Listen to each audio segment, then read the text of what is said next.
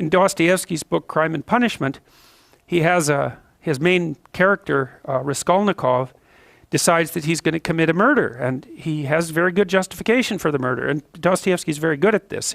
He puts his characters into very, very difficult moral situations and gives them full justification for pursuing the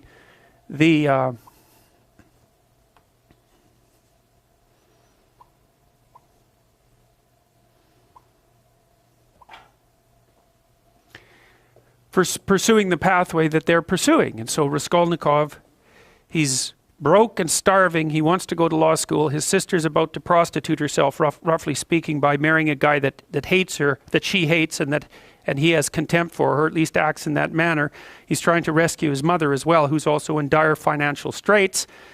He goes to a pawnbroker to pawn his meager position so that he can continue to scrape by. And she has this niece, I believe it's her niece, that's not very bright, who she basically treats as a slave and is horrible to. And so the pawnbroker has this money. Raskolnikov is in dire need. He thinks, look, I'll just kill her, because why the hell not? I'll take her money. She's not doing any good with it anyways. I'll free her niece, who's just lurking as a slave. She's got all these other people tangled up in her pawnbroker schemes. All that'll happen is the world will be a better place. And the only thing that's holding me back is conventional moral cowardice. And, you know, Dostoevsky has his character in Crime and Punishment go through days, hours and days and weeks of intense imagination about this, rationalization about this, trying to justify himself, placing himself outside the law so that he can perpetrate this act, and telling himself with all the best nihilistic arguments that the only possible thing that could be holding him back is an arbitrary sense of indoctrinated morality. And so Dostoevsky explores that. He does commit the murder, and then of course all hell breaks loose because things don't necessarily turn out the way that you want. He gets away with it, however. Well, he gets away with it technically because no one knows he did it. But he doesn't get away with it in relationship to his own conscience.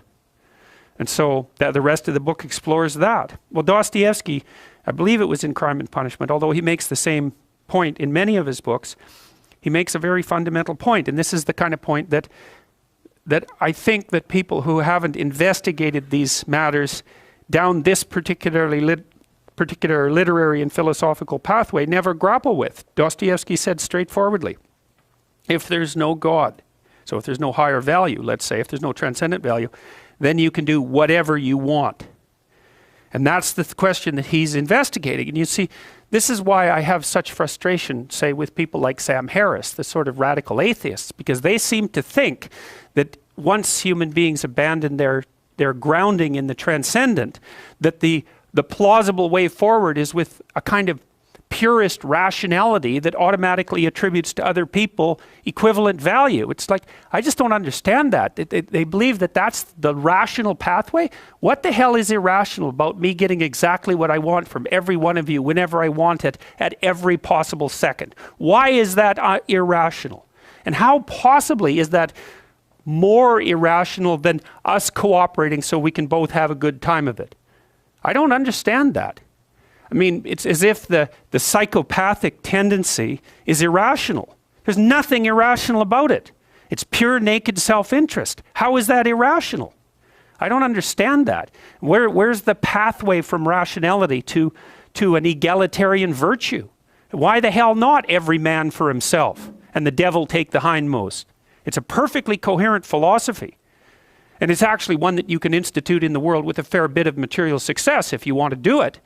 So I don't see. To me, I think that the universe that people like Dawkins and Harris inhabit is so intensely conditioned by mythological presuppositions that they take for granted the ethic that emerges out of that as if it's just a given, a rational given. And this, of course, precisely not Nietzsche's observation as well as Dostoevsky's. That's Nietzsche's observation.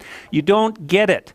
The ethic that you think is normative is a consequence of its nesting inside this tremendously lengthy history, much of which was expressed in mythological formulation.